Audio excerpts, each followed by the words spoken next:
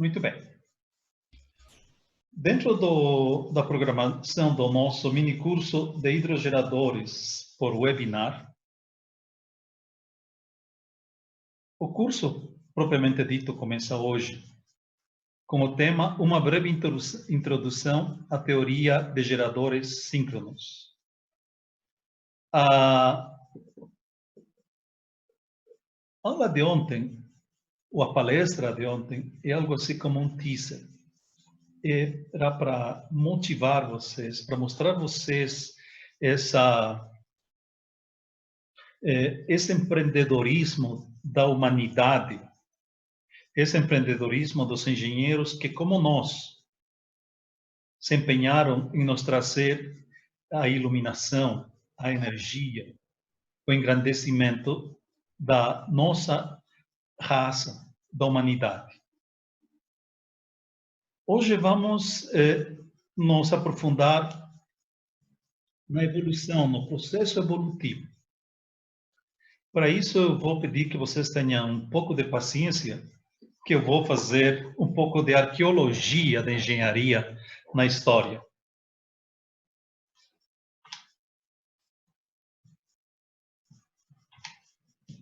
Vamos falar basicamente de eletromagnetismo, tensão induzida e reação da armadura.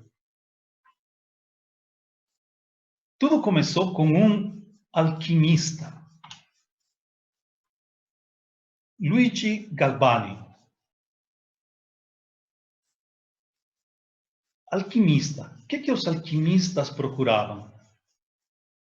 A pedra filosofal. Algo que transformasse qualquer metal em ouro. Ou ainda, de uma maneira mais romântica, eles também procuravam o elixir da juventude. Se Luigi Galvani não conseguiu transformar os metais em ouro, ele pelo menos nos ensinou a revesti-los de ouro. Posto que ele desenvolveu a tecnologia da galvanoplastia. Com esse processo conseguimos dar banho de cobre, dar banho de prata e banho de ouro em qualquer peça metálica. Bom, entre as brincadeiras desse alquimista, parece algo fascinante. Primeiro que a eletricidade que ele contava era com eletricidade estática. E ele descobre algo fascinante. A bioeletricidade. Não sei como vocês aqui no Brasil, pelo menos da minha geração, tiveram a oportunidade de fazer essa experiência no colegial. Nino, você pode passar meu óculos, por favor? Eu tive. Vou pedir, por gentileza, para todos fecharem seus microfones.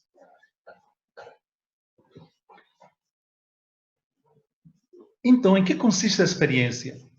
Você pega as patas de um sapo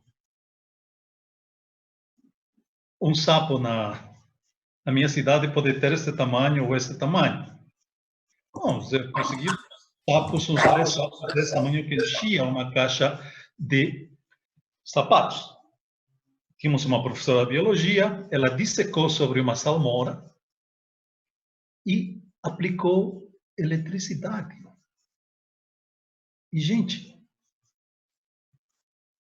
as perninhas da rã reagem ao impacto da eletricidade. Parece que está vivo. E isso acabou sendo uma experiência infaltável em qualquer aula de colegial a partir desse então. E naquele então existiam os liceus de ensino feminino e os liceus de ensino masculino. E se conta que no liceu feminino aconteceu essa experiência. E logo depois de um tempo, essa turma foi para uma excursão na beira de um lago, onde, em torno da fogueira, elas começaram a fazer aquilo que as meninas gostam de fazer: contar histórias de terror. Só que cada uma tinha que inventar a sua história de terror. E adivinham o que saiu naquela noite? Mary Shelley. Inspirada na experiência da Han, ela imaginou que se fôssemos capazes de concentrar uma quantidade de energia como a contida num raio, seríamos capazes de reviver um morto. E sabem que essa história ficou na cabeça dela durante muito tempo. Que quando ela escreve o Frankenstein,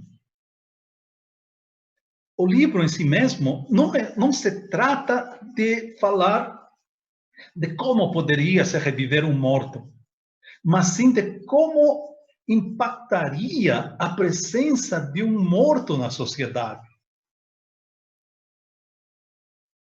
Foi um sucesso. O que talvez muitos de vocês não sabem é que quem foi o primeiro a fazer um filme sobre Frankenstein? Eu vou mostrar para vocês a primeira imagem do Frankenstein, do zumbi, apresentada nos cinemas.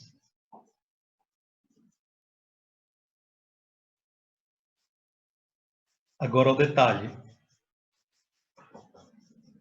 Quem fez esse primeiro filme foi Thomas Alva Edison.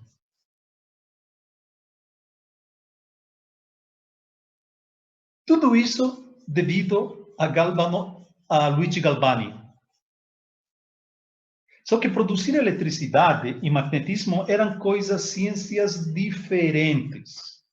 Eletricidade era eletricidade, magnetismo era magnetismo, e não tinha uma correlação entre os dois.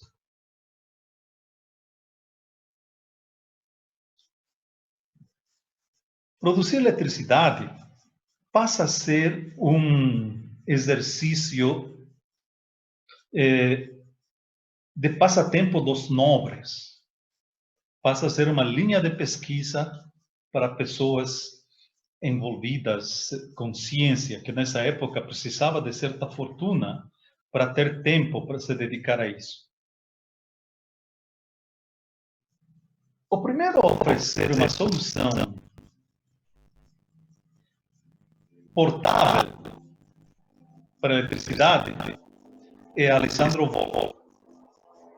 Porque até lá, a eletricidade que se produzia era colocar uma solução ácida, um eletrodo de zinco e um eletrodo de cobre. Então, nós tínhamos uma pilha.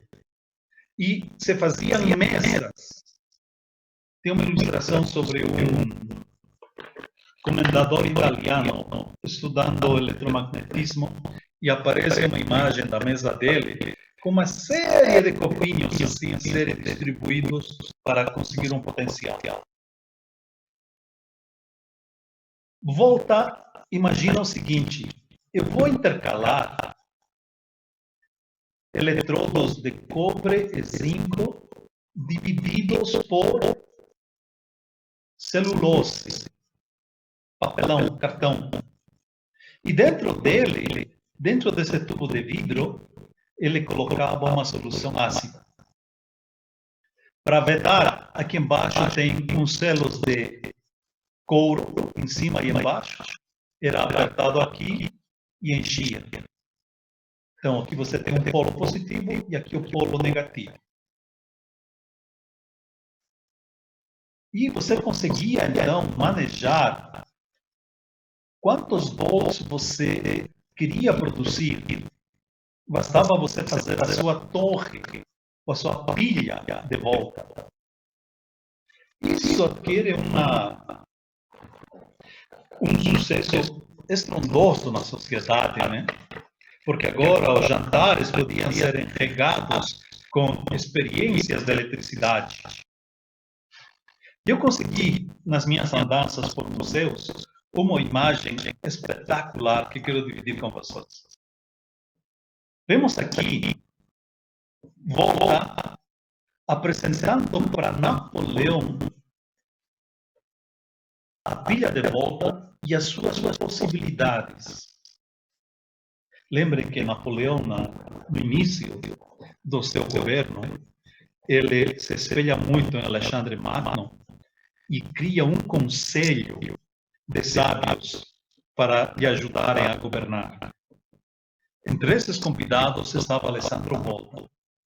E esta é uma raríssima aquarela, já meio perdida na história, que se encontra no Museu de Ampère, la Maison d'Ampère, em Lyon. Ele apresentando para, possivelmente, generais, burgueses, capitães, a turma de elite de Napoleão.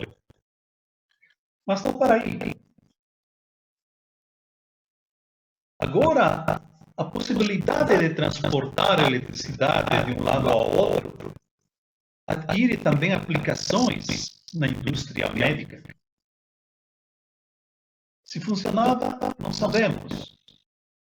Mas eles começaram a aplicar no reumatismo, no dor de dente, na loucura, sei lá. Em tanta coisa faziam circular eletricidade e foram as primeiras aplicações terapêuticas da eletricidade. Como dizíamos, eletricidade é eletricidade, magnetismo é magnetismo. Okay? Tinha um jovem chamado Hans Christian Ørsted, que no momento em que ele faz a sua descoberta, ele estava meio que sujo na sociedade de cientistas da época. Porque ele tinha postulado uma descoberta anteriormente, porque ele tinha provado ser como uma inovação, quando submetido ao crivo do colegiado de cientistas da época, não funcionou e ele foi desacreditado. Só que desta vez a coisa era séria. Ele estava trabalhando sobre a experiência de Ohm, onde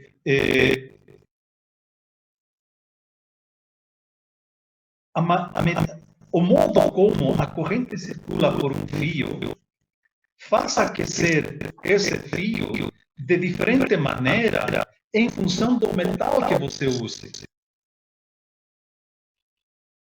Só que por um acaso, nada mais que por um acaso, tinha uma bússola. E essa bússola, ela se movimentava toda vez que ele eletrificava o fio. Você se imagina? Estamos em 1820. O que poderia produzir movimento num elemento sem ter contato com ninguém? Imagina o espanto do homem. Ele pediu ajuda para o seu assistente, e ele veio, também se espantou, só que ele teve a presença do espírito de começar a mexer na bússola. E toda vez que ele mexia, a agulha se mantinha alinhada.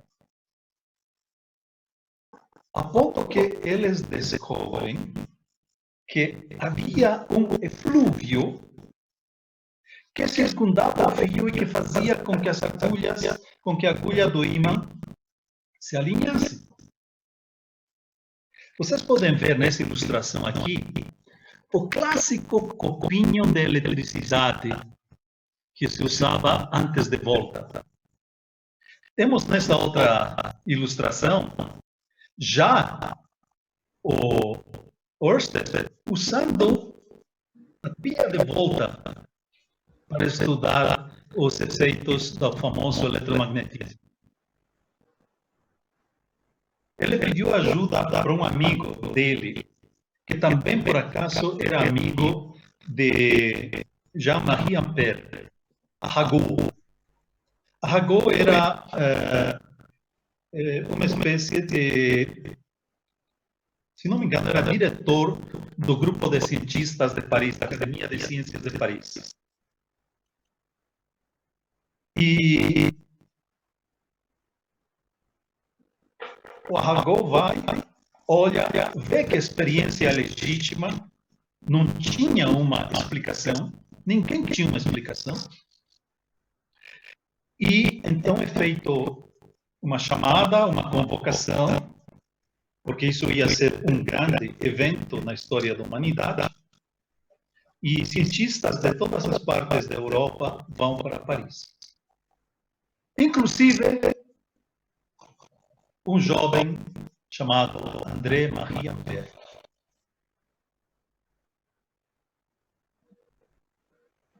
Imaginem vocês a questão do momento. Há uma correlação estreita entre eletricidade e magnetismo. Quem descobrir as leis que governam essa correlação vai ser o cara. E tem uma corrida entre os cientistas.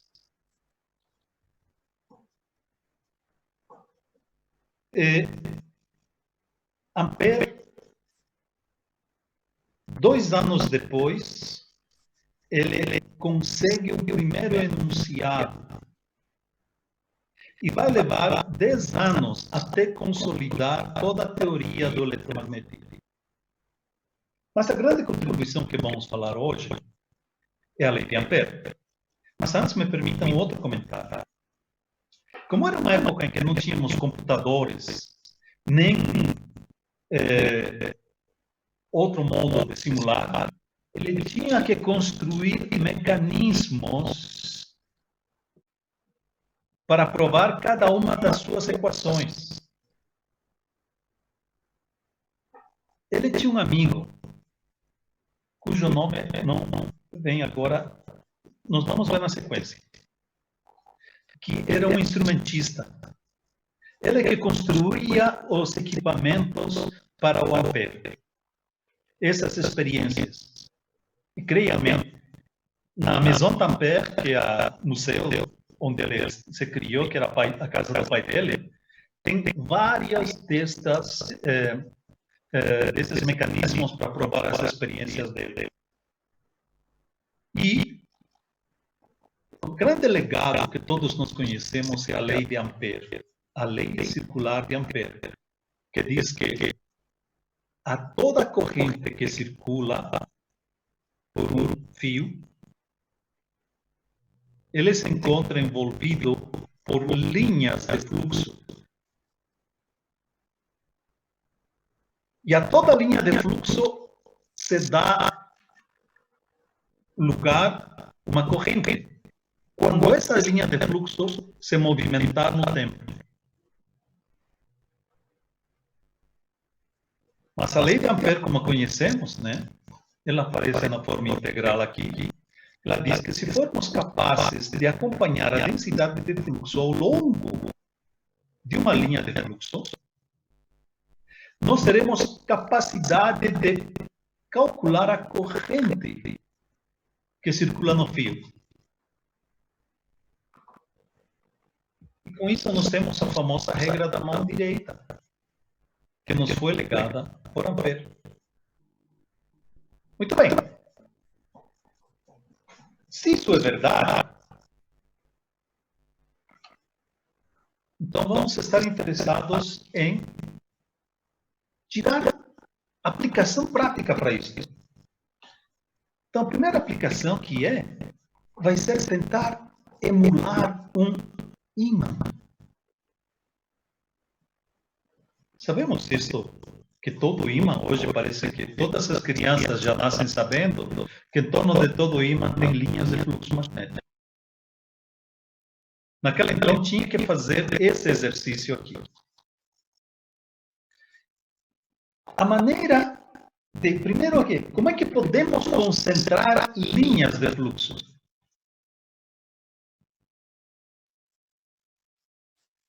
Em francês, se usa a palavra solenização. Que pena que não foi traduzido para outros idiomas. Seria entubação de linhas de fluxo. Solenoide é um tubo de linhas de fluxo. Então, quando fazemos um solenoide, estamos entubando linhas de fluxo. Opa, e o que acontece? É como se eu tivesse, então, emulando este sistema aqui. E agora isso nos dá origem a um conceito, a uma medida de como criar linhas de fluxo. Vai ser a corrente multiplicado pelo número de espiras, que chamamos de força magnetomotriz. Ok?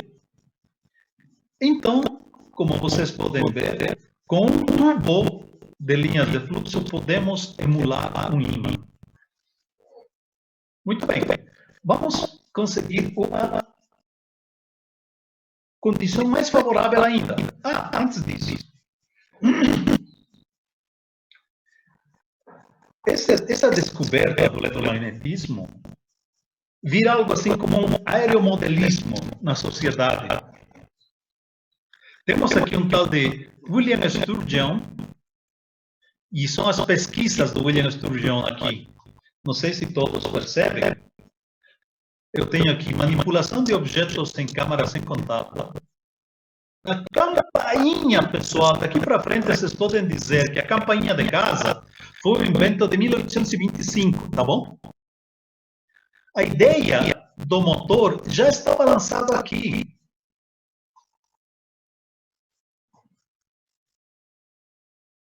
Era algo comum fazer aeromodelismo.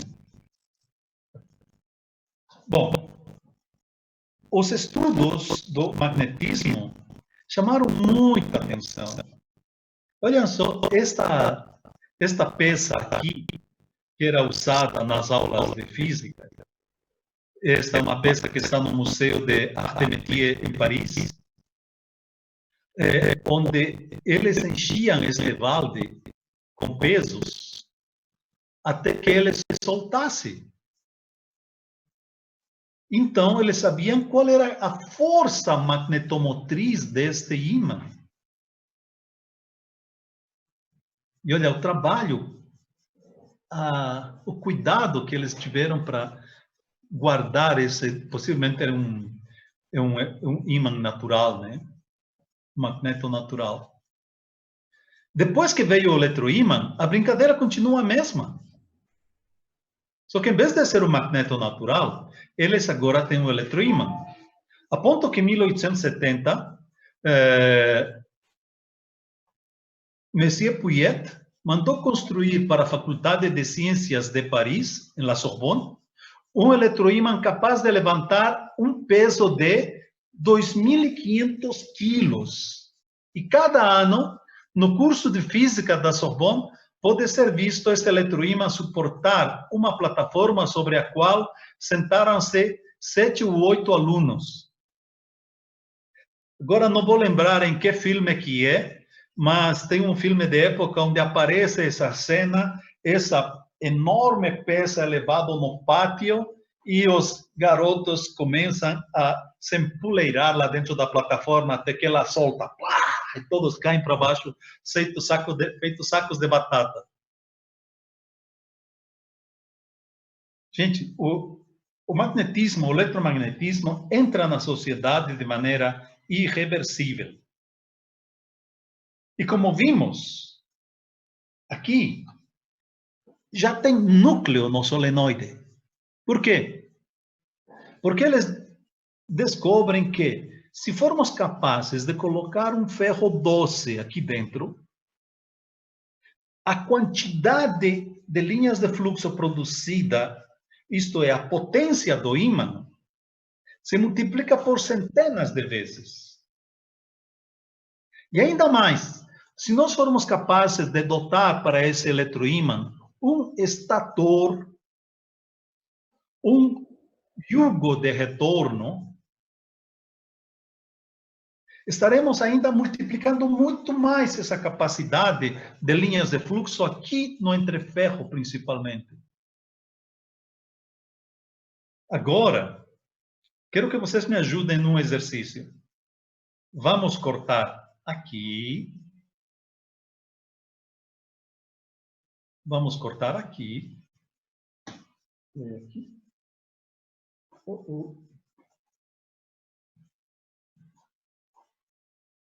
Tchau.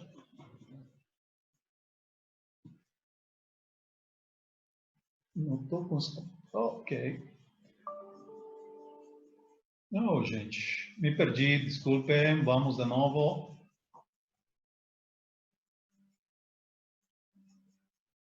Bom, olha só, faça um esforço comigo. Nós vamos cortar o eletroímã, esse estator aqui, e vamos entortar esse solenoide para conseguir ter dois polos lado a lado. Assim.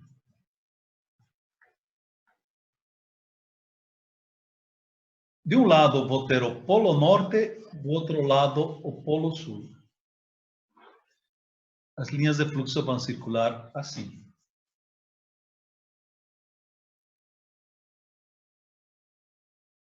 Bom, o que sabemos que hoje o fluxo é diretamente proporcional à corrente. É o elemento que tira essa proporcionalidade e transforma em igualdade chama indutância. Mais outro detalhe interessante que vamos definir. Se formos capazes de criar um quadradinho especial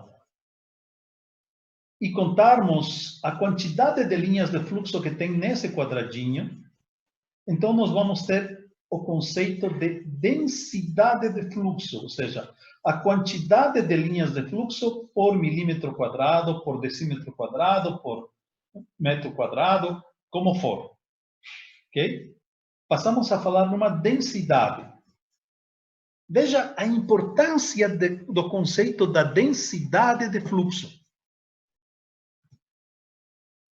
Se eu colocar esse quadradinho aqui no meio e for circulando linearmente sobre a linha do entreferro médio, ou seja, esta linha azul, eu começo a ter um potencial positivo. Como é corrente contínua, ela é constante.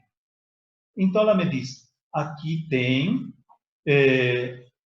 500.000 linhas de fluxo por milímetro quadrado. Aqui continua constante, 500.000, 500.000.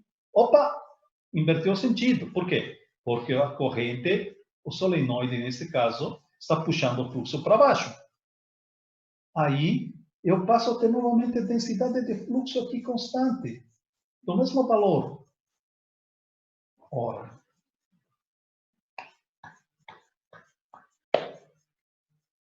naquela então, o meu amigo Fourier ainda não tinha escrito a sua série de Fourier. E eu ainda não teria tido o apelido de Johnny Fourier, ou fora de série. Então, lidar com ondas quadradas era muito difícil. Se essa onda quadrada pudesse virar senoidal,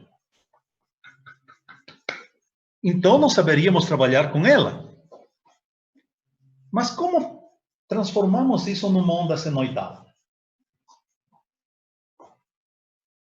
Ora, vamos trabalhar com a relutância do espaço, ou com a permeabilidade espacial. Vamos aumentar a dificuldade de atravessar das linhas de fluxo. E vamos lapidar aquilo que vamos dar o nome de sapata polar. Com isso, somos capazes de criar uma senoide. Então, criamos uma nova função. Essa nova função é uma entidade. Ela não existe. O que existem são linhas de fluxo. Essa nova função vamos chamar de distribuição espacial da densidade de fluxo magnético, vulgarmente conhecida como campo magnético. Passa a ser uma linguagem de comunicação. Nada mais. Ela não existe. Você não consegue ver campo magnético. Você consegue ver linhas de fluxo. Mas toda vez que um cientista te apresentar uma função campo magnético, ou uma função densidade, uma função distribuição espacial da densidade de linhas de fluxo magnético, então você tem que interpretar. Ah, aqui tenho poucas linhas de fluxo por centímetro quadrado. Vai crescendo, ela vai aumentando, segundo uma lei senoidal, até que chega aqui no ápice. E essa linha de fluxo, ela vai diminuindo. Ora, o que eu estou vendo aqui? Estou vendo isto. As linhas de fluxo, elas, aqui na lateral, no entreferro, né? Ela é zero. Isso aqui no entreferro. Onde ela vai virar, ela vai ser zero. Gente, aqui no meio é o máximo. Então, toda vez que nós vemos uma função dessas, nós temos que imaginar a distribuição de linhas de fluxo. Olha só.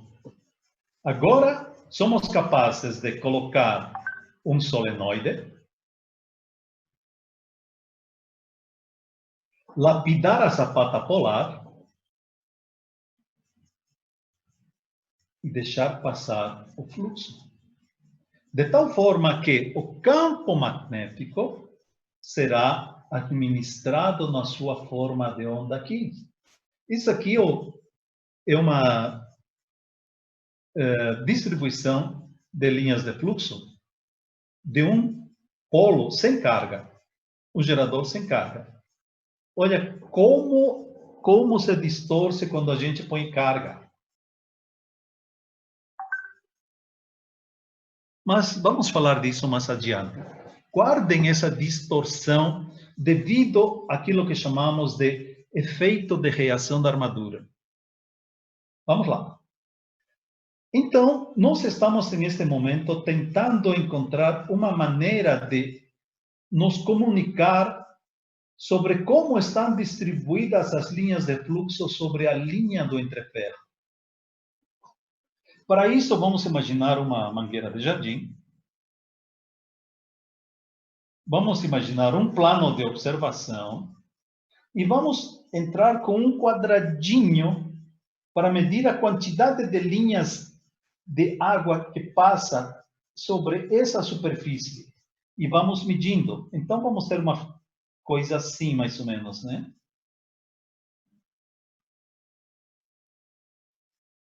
Esse vai ser nosso campo. Se eu mudar a sapata polar, o meu campo vai vir crescendo aqui, ela vai se concentrar aqui por cima e ela vai descer aqui assim. Ou ainda, ela vai ter um ripple aqui em cima. Ou mais ainda, ela vai se concentrar dessa maneira. Então, quando falamos em campo magnético associado à corrente contínua e estamos falando de polos, estamos lapidando principalmente o formato da sapata de polo com o que estamos modulando a relutância do entreferro. E com isso, podemos fazer assim. Vejam só. Aqui eu tenho um entreferro constante.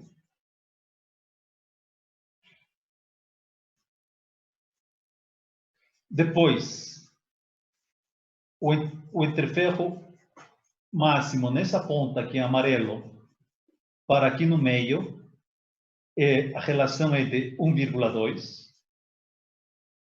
Vou descendo para 1,5, 1,6, 1,7 e 1,8. Olhem vocês o impacto dessa curvatura da sapata polar. Lembrem, eu não mexi na largura da sapata, só mexi na curvatura. Entre ferro constante. Outro detalhe. Essa função de campo magnético que está aqui, elas foram levantadas com elementos finitos, em azul. E criamos, na época do meu doutorado, uma função tracínio, que ela não é um trapézio, não é uma senoide, então é um tracínio. Daí que a nossa empresa chama-se Tracínio. E a beleza dessa série de Fourier é que ela consegue acompanhar a solução por elementos finitos. Então, entre ferro constante e quase uma onda quadrada. É um polo pouco praticado, porque vai ter muito conteúdo harmônico. 1.2, ele já pode ser praticado. 1.4 já seria bastante comercial, já seria um polo bem otimizado hoje em dia. Os polos, normalmente, hoje, estão na faixa de 1.3, 1.35, porque, como vamos ver, o enrolamento do estator é um ótimo filtro.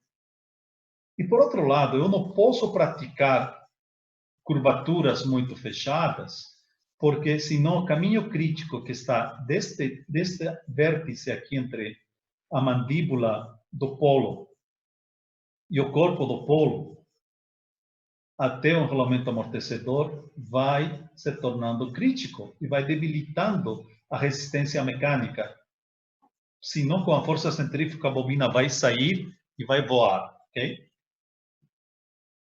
Então, quando lapidamos a relutância do entreferro, nós vamos tornando o nosso campo cada vez mais senoidal. E por que não conseguimos fazer também algo que acompanhe perfeitamente uma senoide? Só que não tem sentido fazer isso aqui, a não ser em casos muito especiais. Muito especiais. E com essa teoria, senhores, fomos capazes de fazer os polos da forma como conhecemos hoje. O polo comercial, ele começou lá atrás. Não tem mais ciência. É todo um exercício agora de lapidar a forma de onda, calcular o aquecimento que isso vai produzir e que a tensão de excitação esteja dentro de valores praticáveis. Olha só. Esse é um rotor de um bulbo. É um paliteiro de polos. Segue o mesmo princípio, sem restrição.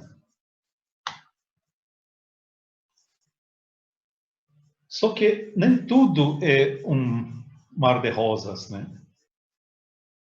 Como nós temos as ranhuras no entreferro, então eu tenho o privilégio de lhes apresentar o comportamento espacial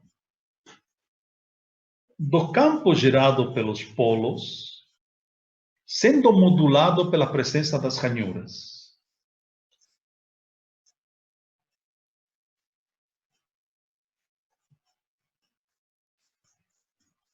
Ah, não acredito que ele não quer funcionar.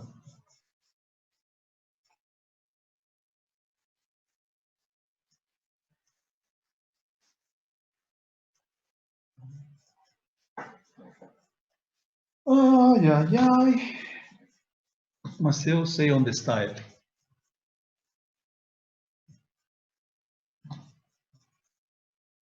E olha que testei hoje de manhã, hein?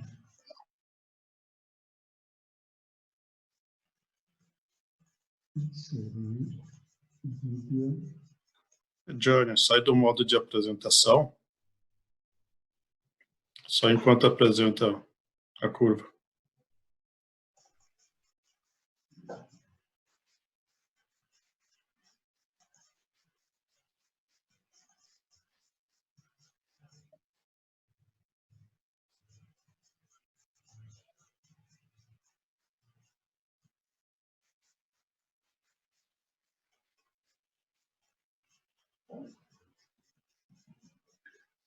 Vocês conseguem ver novamente a tela? Sim. Agora vamos lá.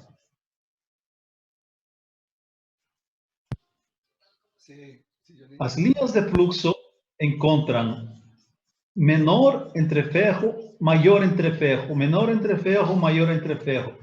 É isso que nos diz esse campo magnético que se move no espaço, sendo modulado pela relutância de ranhura. É como se ele estivesse passando num sonorizador de estradas. Assim.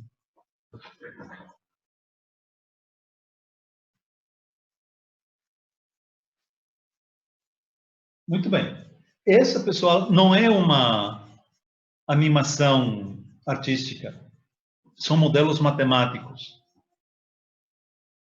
Bom, com essa forma de onda,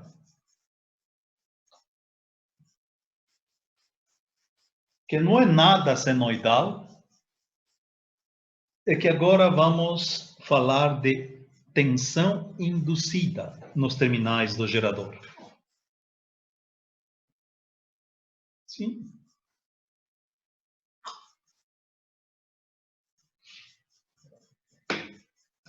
Senhores, indução.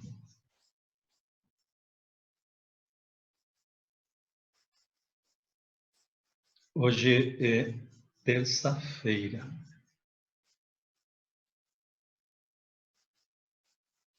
Um torresminho, uma banana milanesa, um bife e 2 ovos. Se não for muito pedir, uma batatinha frita. E antes, uma cachaçinha.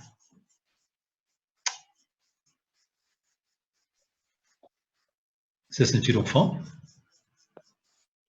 Isso é indução. Indução é fazer com que um outro ser animado ou não adquira um comportamento sem ter contato físico. Não tem uma engrenagem para transmitir. Nesse caso, isso chamamos de indução eletromagnética. Tudo começa, e eu vou contar para vocês uma lenda urbana, ok?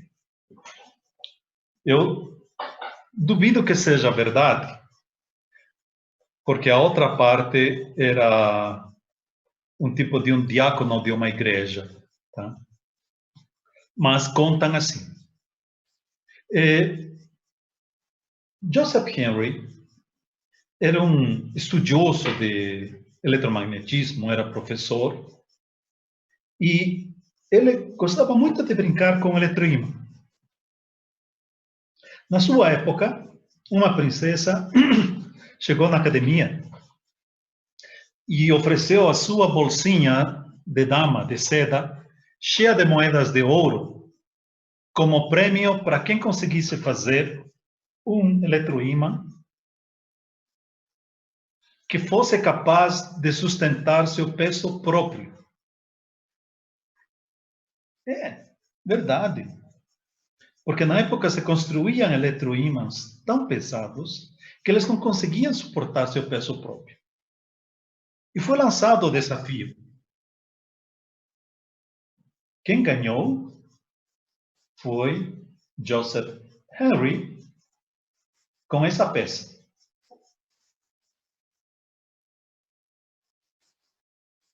E ele continuou brincando com eletroímãs. E sabem, esses colégios de antigamente, essas universidades antigamente, elas tinham suas garagens, onde se guardavam os Alfa Romeo, os Ford Mustang, né? Os carrões da época, os Ferraris, eram as cocheiras. E em cada cocheira tinha que ter um mecânico, que era o ferreiro. E ele mandou fazer com o ferreiro um eletroímã enorme. Gente, falam que este aqui foi o eletroímã que ele mandou construir. Só que, para poder fazer esse eletroímã de maneira versátil, eles usaram fios em paralelo, fios finos em paralelo. E eles colocaram sobre a mesa do ferreiro. Uma mesa de ferreiro, normalmente, ela é coberta por chapa ou é de ferro fundido. Então, eles estavam testando se não tinha curto-circuito entre fios. Energizaram um par de fios, um fio, uma sequência de fios, e de repente uma faísca do outro lado, pá, sobre a mesa. Como é que pode? Pá, e de novo a faísca na mesa. Pá, faísca na mesa.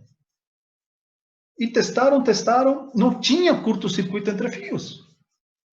Não era possível. Como é que estava dando faísca na mesa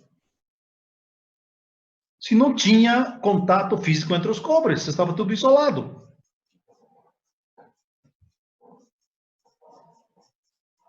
E diz a lenda que ele estava caminhando na beira do lago da universidade, pensando quando aparece lá um jovem, amigo dele, Michael Faraday, que também era professor. Pergunta: Henry, faz tempo que não conversamos, você anda sumido. Você está com algum problema? Conta para mim. Não, não é nada, deixa para lá, mas teatro comigo, cara. Amigo é para essas coisas. Bom, olha, fizemos uma experiência assim lá com o ferreiro, e toda vez que a gente energiza 2 fios, aparece uma faísca do outro lado. E é um fenômeno que eu não sei explicar. Diz a lenda que o Michael se retira e tempo depois ele apresenta o seu trabalho, a sua obra magna, que vai lhe dar o título de Lord. Olha só, ele apresenta a seguinte experiência. Esses aqui são os desenhos originais do Faraday, ok? Toda vez que ele abre ou fecha esta chave de contato, vocês acompanham meu mouse aqui?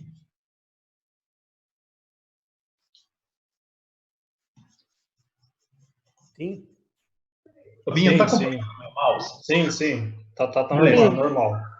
Toda vez que a turma abre ou fecha essa chavinha, o galvanômetro desse outro lado, ele acusa movimento.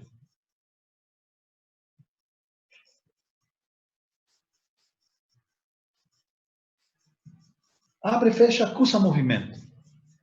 E tem mais. Ele disse, olha, acontece esse movimento tênue porque eu só tenho um fio. E são as linhas de fluxo magnético desse fio em movimento que induzem nesse fio eletricidade. Por isso que chama indução. Como falamos, indução é motivar algum objeto, uma pessoa, a ter uma atitude sem ter contato de engrenagem, sem ter contato físico. Então, ele chamou de indução. Aí ele observou, mas o que acontece? Que se eu solenizar esse fio e colocar uma antena de solenoide, então eu faço a recepção desse fluxo, potencializando esse movimento toda vez que eu abro aqui. Senhores, está lançado o transformador. Indução, porque o indutor, esse solenoide indutor, conecta as linhas de fluxo com esse induzido, e toda vez que há uma variação no tempo da corrente, isto é, fluxo em movimento, essa agulha do galvanômetro vai se mexer. Foi assim que nasceu a descoberta da indução. Ela é atribuída a Michael Faraday. Muito bem. E todos passam a construir os seus anéis. Isso que chama-se famoso anel de Faraday. Também está no Museu de Ampère. Ele foi construído pelo próprio Ampère. Está aqui, né? Uma sobre a outra. Com isso, potencializa-se o fluxo mútuo entre solenoides. Faraday cria também o dínamo de disco. Esta aqui é uma ilustração original da experiência dele. Vejam como a turma tinha que improvisar pra caramba, né? Bom, lembrei. O grande amigo do Ampère chamava Hippolyte Pichy.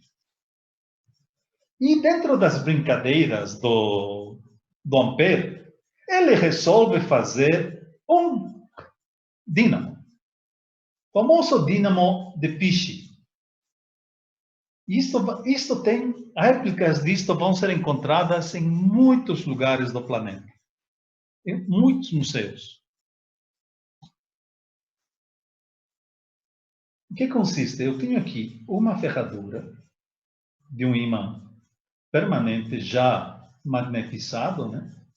Eles já tinham aprendido a magnetizar as ferraduras. E, com esse multiplicador de velocidade, ele fazia girar. E induzia, então, uma tensão nesses terminais aqui. Só que tem um detalhe. Essa eletricidade não tinha nenhuma aplicação prática. Porque os cientistas da época estavam todos orientados para corrente contínua. Esta aqui é a máquina original. Essa aqui não é uma réplica.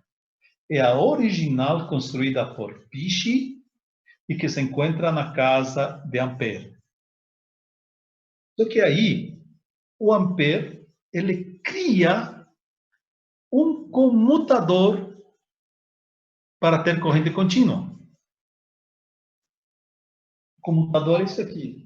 É tipo uma máquina de costura. Toda vez que este êmbolo passa, ele empurra esta parte isolada para cá e promove o contato com estes dois. E quando vai para o outro lado, ele cai por gravidade e contata com os outros dois. Esse é o primeiro comutador, primeiro retificador da história, também inventado por Ampère. E tem mais gente querendo participar da brincadeira. Nesse caso, vejam, como mexer com 3 ferraduras seria algo mais difícil, ele inventa o seguinte: por que eu não mexo a armadura? E aí nasce o termo armadura. Porque agora eu vou colocar as bobinas, os solenoides, numa armadura. E a armadura é que vai se mover. E aparece aqui em cima o comutador. Anéis coletores, comutador. Está vendo? Os elementos de construção de máquinas, eles vão nascendo no conceito. O que acontece é que ao longo da história ele vai se sofisticar. Mas as ideias, elas vêm nascendo. Vira um exercício lúdico, fazer maquininhas, tipo aeromodelo. Esse Clark apresenta no Museu de Ampere, pelo menos são 7 tipos de dínamos que ele fez nos seus momentos de ócio. Bom, agora vamos falar, entender um pouco da tensão induzida, tá? Vocês podem estar vendo ali que o fenômeno de indução é basicamente um fenômeno onde eu tenho uma condição espacial. Esta aqui é uma função de distribuição espacial da densidade de linhas de fluxo, que se move no espaço, é um fenômeno espacial.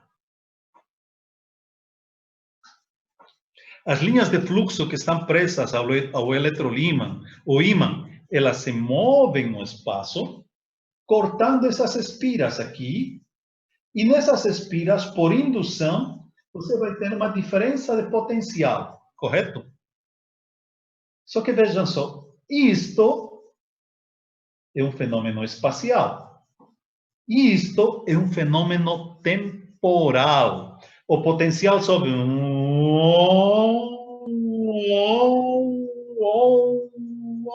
Sabe? Eletricidade é um fenômeno temporal, onde a diferença de potencial, o crescimento dessa diferença de potencial, segue uma lei senoidal. Ela poderia seguir uma lei triangular, certo? Seria assim, Não, mas uma lei senoidal faz assim,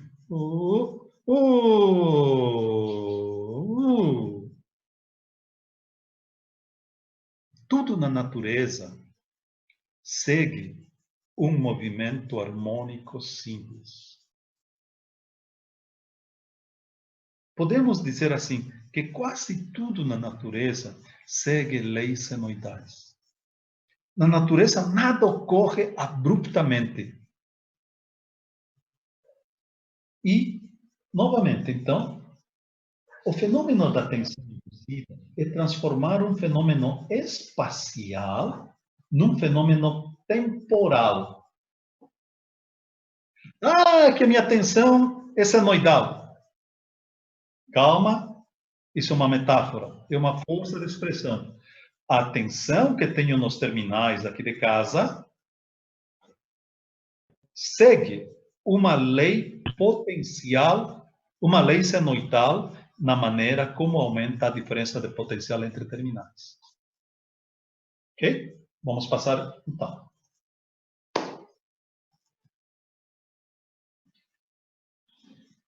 Para entender melhor o que seria esse fluxo cortado, né? O princípio do fluxo cortado, flux coupé, que em francês pega melhor, só que nós não usamos o termo fluxo cortado em português. Vamos imaginar, então, que aqui tenho linhas de fluxo distribuídas ao longo de um caminho, L. Lembram? As linhas de fluxo elas estão fazendo assim, né? E nisso eu tenho um condutor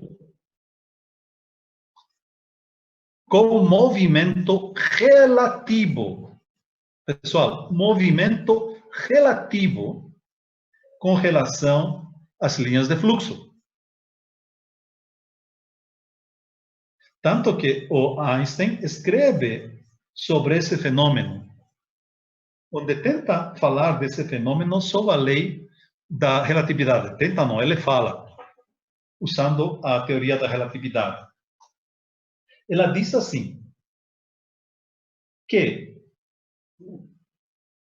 se eu mantiver esse condutor em movimento, a tensão induzida nos seus terminais vai ser proporcional à velocidade do condutor, ao comprimento da parte sombreada pelas linhas de fluxo e à amplitude instantânea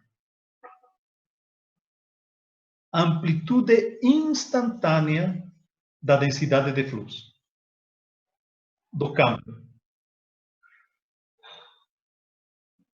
E a solução desse problema não é nada fácil. É extremamente bodoso, porque ela sai de uma condição de cálculo vetorial e termina numa expressão simples, como esta aqui, onde leva em consideração a diferença angular, porque trata esse problema em 3D. Todavia, quando esse sistema é totalmente ortogonal, e daí que vem o grande exercício que fazemos na construção das nossas máquinas todas, com poucas exceções, seguem coordenadas cilíndricas, seguem uma ortogonalidade cilíndrica. Por quê? Porque com isso nos livramos desses senos e cossenos, seno de alfa, cosseno de beta. E nos servimos dessa expressão tão singela.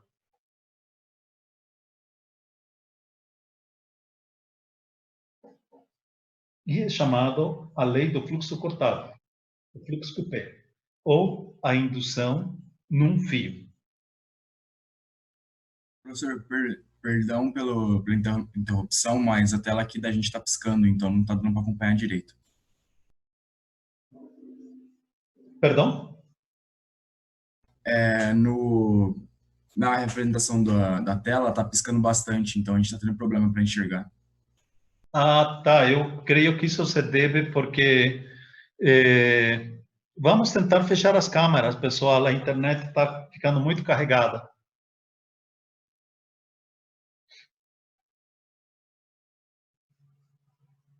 Bom, o importante, não vou me deter, apenas vou comentar que para resolver esse problema foi criado um teorema exclusivo. Mas vamos usufruir dos resultados. A tensão é proporcional à velocidade, ao comprimento da parte sombreada e à amplitude. Ok? É a velocidade com que este condutor corta as linhas de fluxo. Esse problema não tem solução quando dizemos que o fluxo se move. Tá? Para ter solução, temos que assumir que o condutor tem uma velocidade relativa com relação ao fluxo.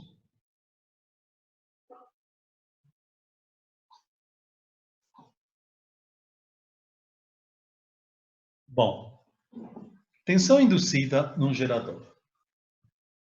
Temos aqui um rotor de polos salientes, o estator,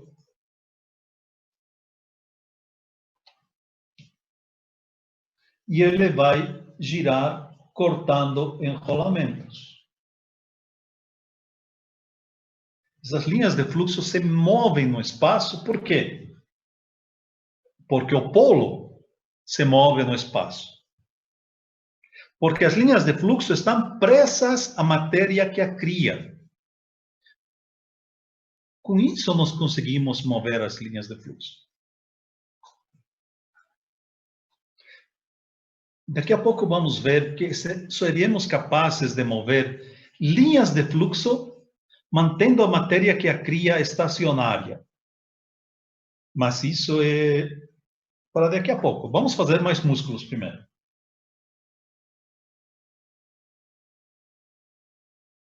Usando barras Roebel, vimos que somos capazes também de fazer bobinas no estator. Uma bobina seria isso aqui. Ó. Ela passa por baixo, volta e se encontra aqui assim. Ok? Muito bem. Então, eu vou ter aqui um polo norte, um polo sul, um polo norte e um polo sul, assim, sequencialmente. Vou colocar, chamamos de bobinas de passo diametral, a bobinas que pegam o centro de fluxo do polo e a outra que pega o centro de fluxo do outro polo, polo norte e polo sul. Então, como se eu tivesse apenas um par de polos, eu digo que aqui está o norte, aqui está o sul, então de um outro para outro tenho 180 graus magnéticos. Tá? Por isso que eu chamo isso aqui de 180 graus. Aqui, ó. A tensão induzida numa bobina vai ser esta aqui, no 1. A outra está com um atraso. Tem um atraso, porque está uma ranhura atrás desta outra. Certo? Vai aparecer aqui. Se ela gira em sentido anti-horário, primeiro ela vai induzir no rosa ou vermelho. Depois no azul. E tem um atraso entre eles. Portanto, eu não posso simplesmente multiplicar por 2 essas tensões. Eu tenho que fazer uma soma senoidal. Só que somas senoidais nós aprendemos a fazer de uma outra maneira. Aprendemos a fazer usando fasores. Eu tenho aqui uma na condição 0 e outra atrasada. Então, nós pegamos apenas o vértice e dizemos que estamos olhando com um estroboscópio. Ok? E quando fazemos a soma fasorial, veja, quando esse campo magnético dos polos, está vendo aqui?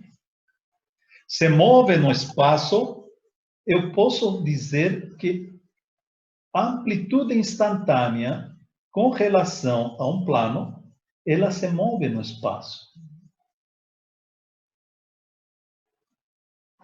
Vou me permitir voltar para a lei do fluxo cortado. Aqui. Quando ela vem, ela vai cortar primeiro aqui embaixo, depois aqui, depois aqui, depois aqui, depois aqui, até chegar no ápice. E aí, é o que estamos vendo aqui, na tensão induzida.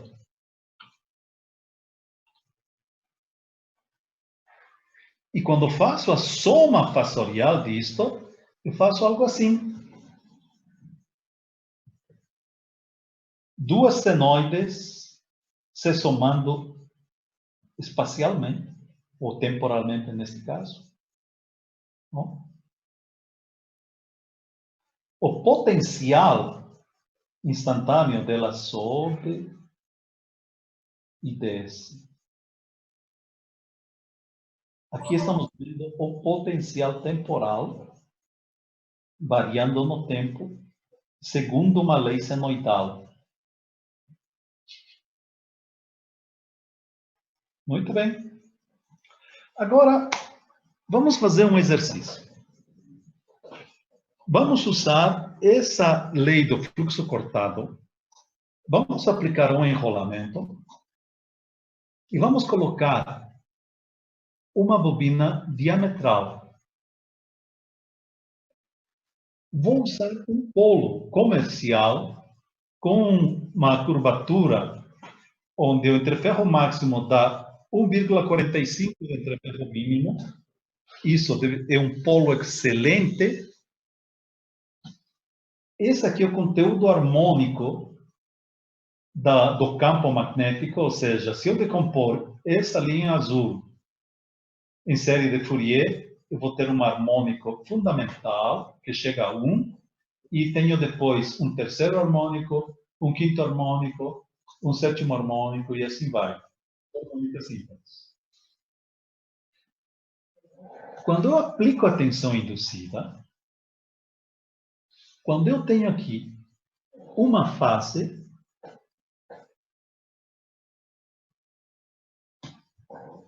olha o conteúdo harmônico de uma fase. que eu, na época que fiz, não tive o cuidado de colocar a mesma escala, né? Mas essa amplitude é igual a essa amplitude aqui. Esta aqui é igual a essa amplitude aqui. Então, ele está replicando a forma de onda, como deve ser, gente. Por quê? Porque no produto eu tenho comprimento não altera, a velocidade constante. Portanto, a tensão induzida no tempo deve ser o retrato de como essa amplitude instantânea da densidade de fluxo varia. Por isso que a tensão induzida é uma réplica do campo. Todavia, quando eu faço um sistema trifásico, um enrolamento trifásico, a tensão induzida à fase neutra elimina os terceiros harmônicos. Com isso, esse terceiro harmônico vai embora, né? Esse nono harmônico vai embora e assim por adiante. E olha aqui, ele ainda não passa na norma internacional sobre o TIF, o Telephone Influence Factor. Okay? Tem o número de ranhura 60, o número de polos 20, que é passo pleno. Muito bem. Agora, o que eu vou fazer? Vou colocar um enrolamento de passo encurtado e distribuído. Assim. Aumentei o número de ranhuras para 60. Vou ter 3 espiras por fase por polo. E é de passo encurtado, porque esta aqui conversa com esta aqui. Esta aqui conversa com esta aqui, e assim sucessivamente. Ok? Tensão induzida é uma senoide fase neutro. Gente, eu matei, a não ser uma terceira harmônica inconveniente aqui, eu matei o resto.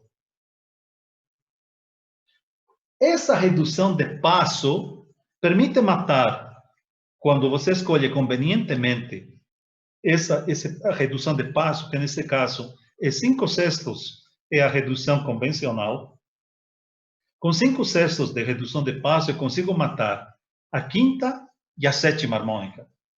Ó, a quinta e a sétima harmônica foram embora. Aí, para matar essa terceira harmônica, eu faço o quê? O circuito trifásico, fase neutro, e morreu. Mas parece que esse enrolamento de passo encurtado e distribuído se comporta como um filtro de harmônicos espaciais. Será? O que acontece se eu colocar um polo ruim aqui? Será que ele dá conta de filtrar? Olha aqui, um polo de raio único, igual ao entreferro, raio constante, uma onda quadrada. Olha a sujeira de conteúdo harmônico. Quando passei por este enrolamento, circuito monofásico, olha aqui. E olha aqui. Sumiram os harmônicos. Somente fica um terceiro e um nono. Face fácil. Sumiram os terceiros harmônicos. Oh, batam palmas, pessoal. Conseguimos provar que o enrolamento do estator se comporta como um filtro de harmônicos espaciais. Daí que a minha sapata polar não precisa ser totalmente senoidal. Eu vou prover uma curvatura conveniente, um compromisso entre os requisitos mecânicos e os requisitos elétricos. O suficiente para que eu possa ter uma tensão senoidal nos terminais da máquina. Então, Com isso, aprendemos a fazer enrolamentos do extrator, da armadura. Então, toda vez que vocês enxerguem um diagrama de enrolamento, ponham seu hábito franciscano, sentem e façam um exercício paulatino. Acompanhem o enrolamento com paciência, serenidade, que ele não é difícil. Ele demanda paciência. Porque certamente ela tem um passo encurtado e é distribuído. Neste caso, são 4 espiras. 4 espiras por face e por polo.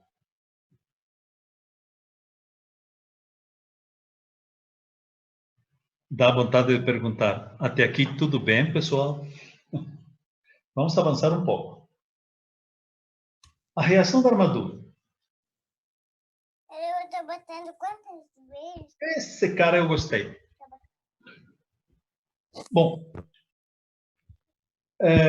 ainda, antes de passarmos para a reação da armadura, e aqui eu tenho um pequeno lugar, fora de lugar.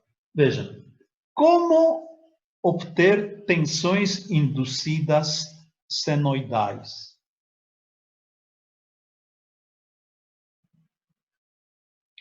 Com um entreferro constante. No caso do rotor cilíndrico, pessoal, o entreferro é constante. Eu não tenho mais como lapidar a relutância do entreferro. O que me resta é trabalhar com a força magnetomotriz. E a força magnetomotriz adquire agora uma distribuição espacial.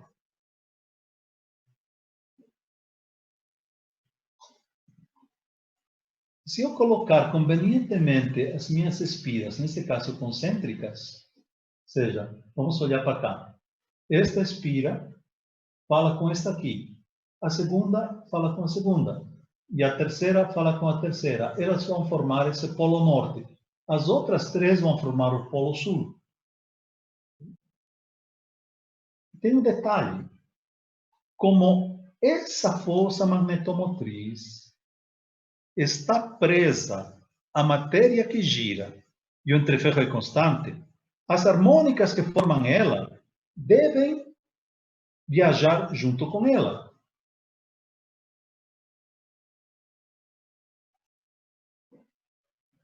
Nossa Senhora, de novo, Johnny.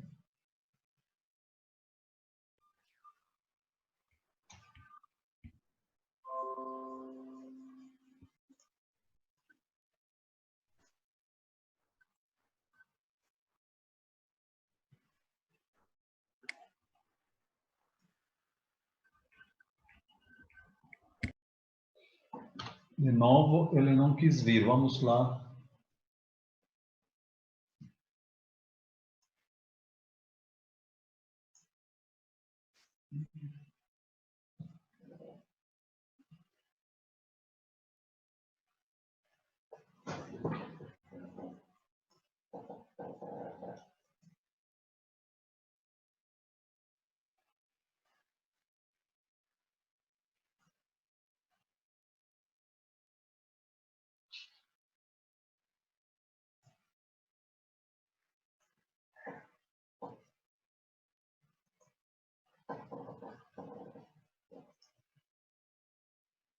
Então, como eu dizia, o conteúdo harmônico ela tem que se mexer junto com a matéria. Diferente do caso da reação da armadura, onde ela vai ficar pulsando porque o conteúdo harmônico da força magnetomotriz ela se move no espaço. Que é corrente contínua, gente. Corrente contínua se movendo junto com o polo. E vou ter essa forma de onda aqui. Conteúdo harmônico vai junto, ok?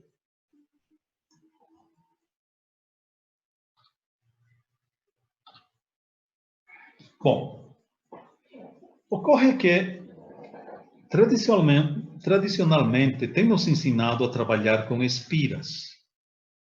Só que trabalhar com espiras, você não consegue usar livremente a lei do fluxo cortado. Se a lei do fluxo cortado ela me permite trabalhar com um condutor, eu deveria ter também uma possibilidade de trabalhar com um condutor para a força magnetomotriz, para o campo. Então, o que vamos fazer? Vamos estudar o que acontece se eu coloco um condutor retangular dentro de uma ranhura,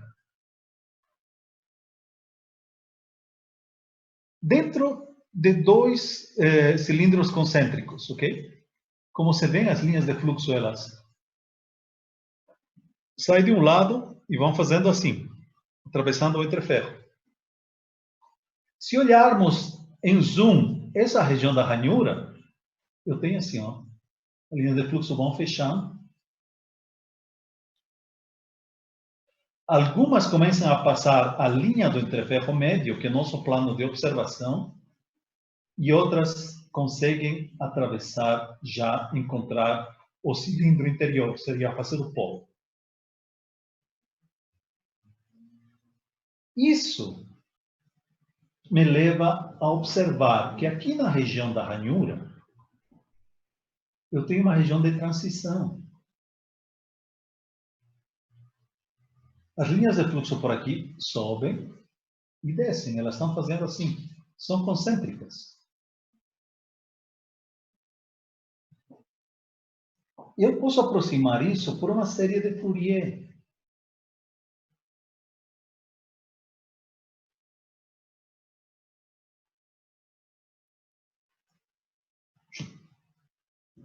Só que quando eu observo todo o entreferro, essa inclinação, ela se perde. Está aqui a inclinação, certo? Ela é muito sutil. Mas, todavia, eu consigo aproximar ela. Aqui eu tenho, então, uma solução analítica e a solução de elementos finitos. Essa aqui é a solução analítica, resolvendo pela teoria das imagens, postulada por Bernard Heck. E aqui eu tenho a solução de elementos finitos. Ao contrário, em azul, elementos finitos, e em vermelho é a teoria do Bernard Heck. O que eu posso aproximar por uma onda de dente de serra. Muito bem. Agora, o que acontece se eu colocar um outro condutor diametralmente oposto aqui? Olha só! Formei um solenoide. Mas como um arranjo conveniente de condutores. Não porque eu tinha colocado uma espira, são dois condutores independentes que têm mesma corrente, mesma amplitude, só que de sentido oposto. E como será que fica o campo disso? Assim, não? Porque aqui passa a ser constante depois que ele saiu da ranhura. Ora, mas será que ele é a soma de duas dentes de serra? Uma, a outra, se você soma, vai ter as ondas quadradas. Pessoal, então nós temos uma ferramenta que nos permite descrever a força magnetomotriz usando condutores. E o enrolamento nada mais vai ser que um arranjo conveniente de condutores. Vejam só, um enrolamento de passo encurtado.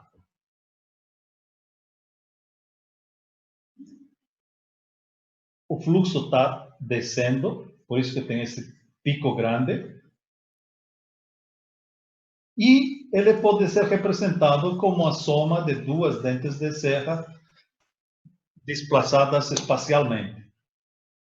Pronto. Eu já tenho novas ferramentas para descrever a força magnetomotriz de reação de qualquer enrolamento, qualquer enrolamento, independente de se o passo de ranhura é constante ou não, de se a corrente que circula nela é corrente contínua ou corrente alternada. Essa lâmina aqui é o meu certificado de divórcio da espira.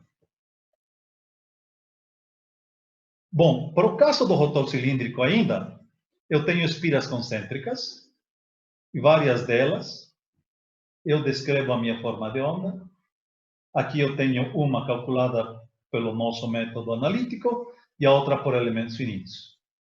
E, como corolário, podemos ver que essa forma de onda de tensão, toda feia, quando passa por um enrolamento, ela se filtra. Nós temos uma tensão senoidal. Esse é um caso prático, São Pedro. Funciona bem. Bom, agora respirem fundo, que aqui vem matemática. Porque não é pura mágica, é matemática.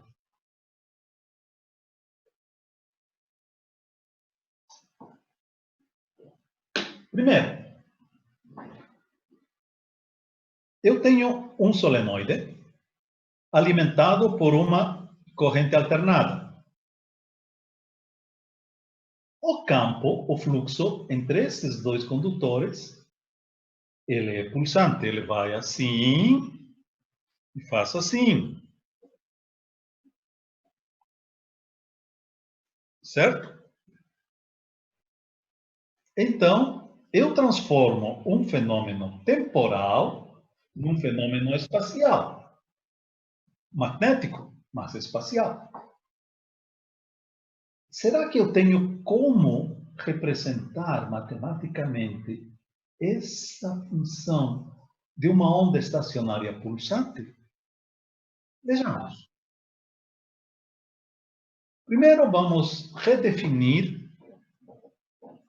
a nossa função senoidal. Amplitude, positiva, negativa. Período, os pontos onde a onda cruza o zero. Semiperíodo. E chamamos que, ao inverso do período, chamamos de frequência, porque é a distância temporal que nos separa dois pontos iguais, periódicos. A velocidade angular com que uma onda destas se moveria no espaço, em coordenadas cilíndricas, passa a ser 2πf. T é a variável do tempo, ok? Então, isto aqui diz que é uma senoide, um cosseno, que se move no tempo. Só que tem amplitude constante, tem uma descrição temporal. Ao longo do tempo, ele se comporta assim. Ok, como é que eu faço agora uma onda estacionária pulsante? Esta parte me define a função espacial trigonométrica. Aqui é x e aqui é um cosseno de x. Ok? O período em x aqui. Os nós estão aqui. Ora, eu quero que ela seja pulsante. Modula a amplitude. E aqui vem o conceito de amplitude modulada. Com esse conceito se fez rádio. A gente modulava a amplitude sobre o carrier. Esta aqui era uma alta frequência. Vamos lá. Então, eu quero impor uma lei de variação de tal maneira que essa amplitude varie com esse período temporal.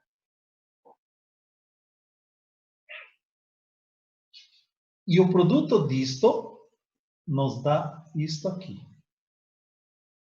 Uma onda estacionária pulsante, que se restrito à observação entre estes dois nós, ele me permite dizer o comportamento daquele solenoide. As linhas de fluxo, elas estão fazendo assim, estão fazendo assim. Por quê? Porque o campo é nossa linguagem de comunicação. Ora, será que eu consigo descrever uma onda viajante? É um pouco mais bodoso, mas conseguimos.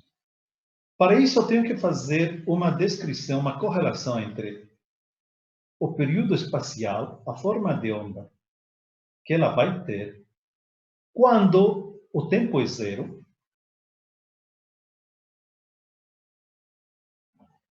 e depois eu quero que essa forma de onda, no tempo zero, ela se mexa. Aí eu coloco uma função da velocidade espacial para ela se mexer. A velocidade com que eles se mexem é a relação entre os períodos, entre o período espacial e o período temporal. Ok? Com detalhe, esse sinal define o sentido que você vai viajar com a flecha, para frente ou para trás. E vejam só o que nós conseguimos. Isso estamos fazendo com sinal negativo.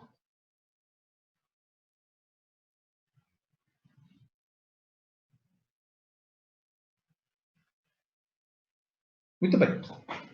Mas será que tem correlação entre ondas viajantes e ondas pulsantes?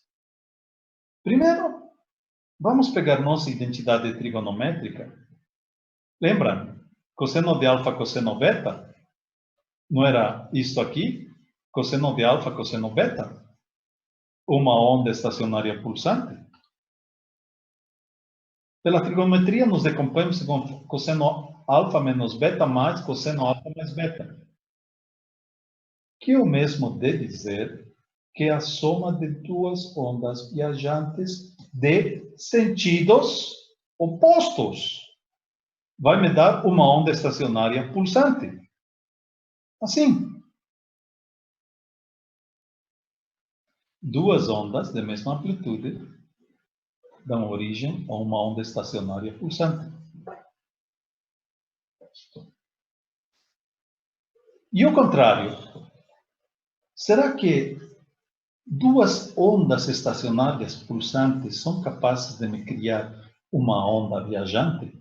Ora, cosseno de alfa mais menos cosseno de beta me diz que era onda viajante. Uma identidade trigonométrica de colegial, olha, é colegial, hein? Rearranjando me diz que se eu tiver duas ondas estacionárias pulsantes desplaçadas no espaço e no tempo de 90 graus, isso é, uma está pulsando assim e a outra está pulsando assim. Então, enquanto eu faço isto, o resultado disso é uma onda viajante. O quê? Sim, senhores. Duas ondas estacionárias pulsantes, ou seja, dois solenoides colocados em 90 graus e sincronizados para estarem desfasados em 90 graus, chamamos de sistema bifásico, vai me gerar uma onda viajante. Com um detalhe, os solenoides estão fixos, estão parados. O fenômeno vai se mexer no espaço. Assim, ó.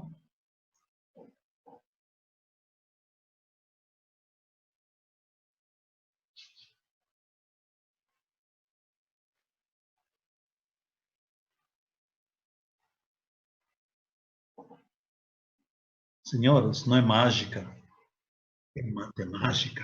Vamos lá. É aí que nosso amigo Nikola Tesla vislumbra essa situação e ele chama isso o famoso campo magnético girante. E ele apresenta isso. Cadê? Aqui, mas numa conferência. Na conferência de 1888, em frente ao The American Institute of Electrical Engineers, no Columbia College, New York. Além de explicar a teoria do campo magnético girante, ele apresenta essa maquete. E ele demonstra para todos verem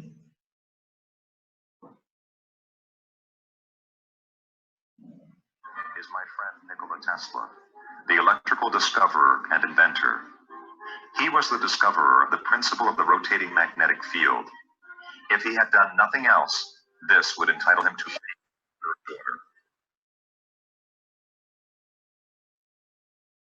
Pessoal, e nisso se levanta um sujeito e diz: ah, senhores, não acredito nisso porque essa história do campo magnético do senhor Tesla não passa de um bonito embuste matemático, porque todos sabemos que para termos um fenômeno magnético em movimento, ele tem que estar associado à matéria que a cria.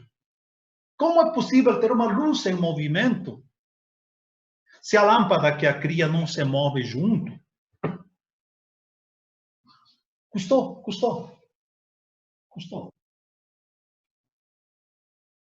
E ele apresentou essa teoria.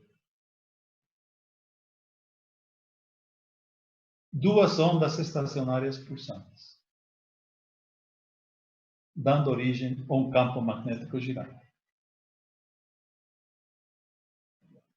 Aqui eu tenho uma bobina, outra bobina, um par de bobinas, 90 graus, fazendo girar isso aqui. Bom, para quem se interessar, hoje na Google Play tem um filme chamado A Guerra das Correntes, ou The Current War. Eu assisti, recomendo, é uma excelente versão para cinema.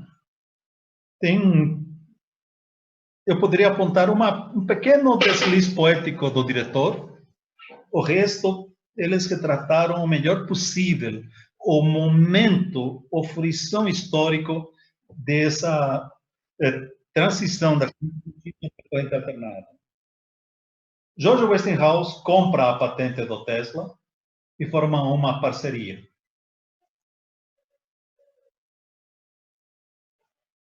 E o debut da Westinghouse se dá num dos maiores eventos da humanidade. Gente, tudo isso foi construído artificialmente. Tudo. Anotem, The Chicago World's Fair, 1878, World's Columbia Competition, tem um site permanente. E preparem-se para gastar uns 3 fins de semana. É espetacular. É, assim, único. Não conheço um outro evento com tanta grandiosidade. Ele foi feito para celebrar os 500 anos do descobrimento da América. Ele foi iluminado por eletricidade. E é claro, não podia faltar o stand da Westinghouse. E Tesla, além de apresentar o seu disco, ele cria um novo artefato para demonstrar para os incrédulos a existência do campo magnético girante. E para isso ele se serve do conceito do conto do ovo de Colombo, né? É fácil quando você sabe. Ele cria essa máquina, que vamos ver o filme aqui dele funcionando. In 1893, Tesla showed his alternating current system, induction motors, and various machines. Here is an experiment which he performed at that exhibition.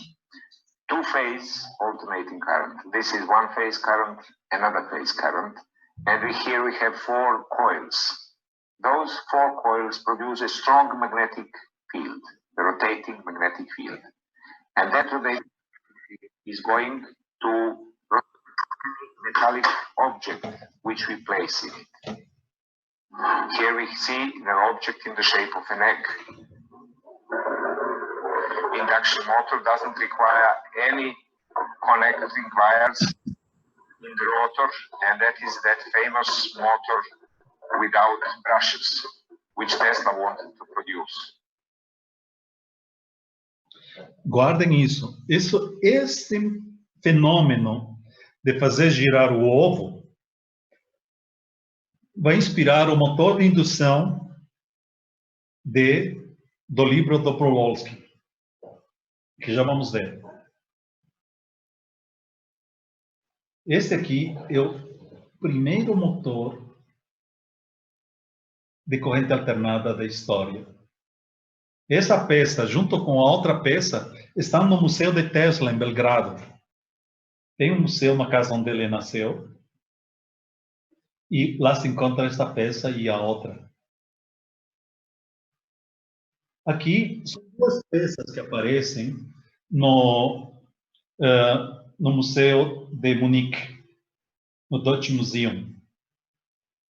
O interessante da história é que, juntamente com Tesla, quase que simultaneamente, um italiano chamado Galileo Ferraris apresenta esta maquete aqui. Tem um campo magnético pulsante numa direção e um campo magnético pulsante na outra direção. E ele vai fazer girar este eixo aqui. É um cilindro, por efeito de Foucault, ele vai girar. E aqui atrás está o motor de indução, patenteado do livro do Dobrowolski. Temos aqui as 2 versões de Galileo Ferraris.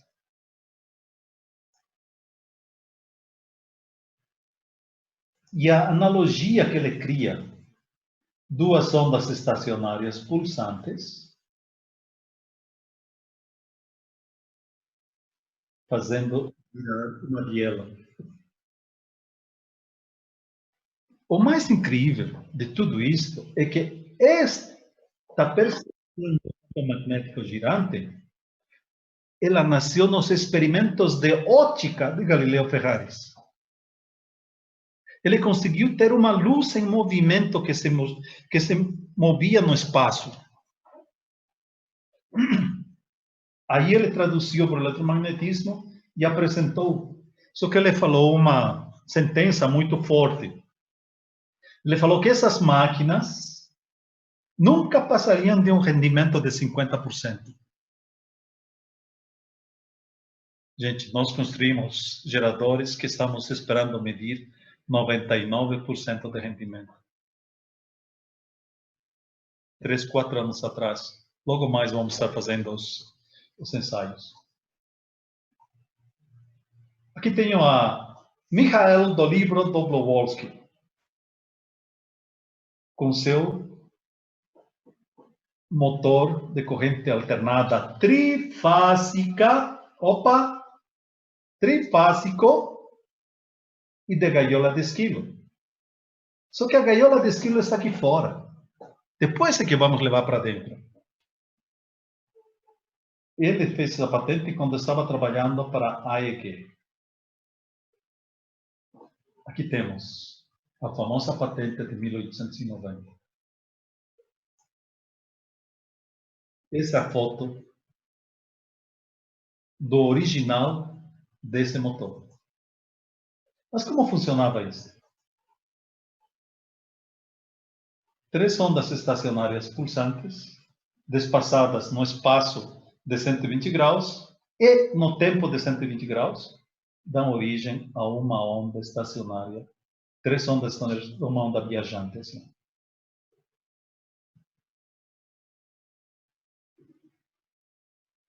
Ou seja que, toda vez que nós vermos uma máquina, um enrolamento trifásico, vamos saber que ela serve para criar 3 ondas estacionárias pulsantes. Elas estão desfasadas de espaço, no espaço de 120 graus e no tempo também de 120 graus, porque o que queremos obter como resultado é um fenômeno magnético que se mova no espaço, como se ele tivesse umas bobinas virtuais de corrente contínua, fazendo que se mova no espaço. Lembrem, por favor, vamos tirar proveito desse fenômeno imaginando bobinas virtuais que se movem junto com o fenômeno magnético. São bobinas concentradas mágicas, porque elas criam uma corrente, uma distribuição de linhas de fluxo senoidal e se movem junto no espaço. Só que a coisa não é tão bonita como se mostra aqui. Quando fazemos isso com enrolamentos distribuídos de passo, vamos ter ondas bem sujas. Aqui vejam as ondas estacionárias, a azul, a vermelha, a verde. Cada uma dessas aqui, essa escadinha que aparece, esse ripple, o crespinho, se deve à posição do enrolamento distribuído no espaço. E como é força magnetomotriz, eu tenho uma corrente que varia no espaço, isso faz com que essa amplitude se mexa no espaço. Por isso que tenho esses grauzinhos se movendo no espaço. Olha só. Acompanhe o sinal vermelho.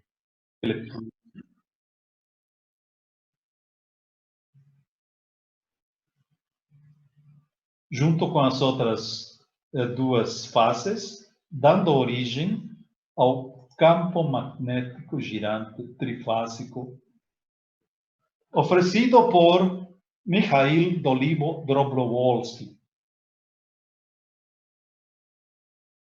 Alguns de vocês já devem ter feito esse exercício seguindo o Kostenko. É um saco, um exercício braçal que gasta sua boa tarde. Agora imagina fazer um sistema dodecafásico à mão. Sim. Do livro do Dobrovolsky, ele testou sistemas dodecafásicos, inclusive. Chegou à conclusão que 50 Hz trifásico era uma solução mais que suficiente para evitar o flick do olho humano e para melhorar a partida dos motores de indução. Isso é fascinante. Com isso eles fizeram, então, o primeiro gerador trifásico da história, que já mostrei para vocês. Com esses rudimentos. Fizemos máquinas maiores. Temos aqui uma máquina a vapor, pistão tipo trem, movendo essa máquina de baixíssima velocidade, rotação. Aqui já tenho o primeiro turbogerador da história da humanidade. Patente da dupla Bromberry Company, com um turbogerador, uma turbina, me esqueci o nome do fabricante dessa turbina. Eles compraram essa patente.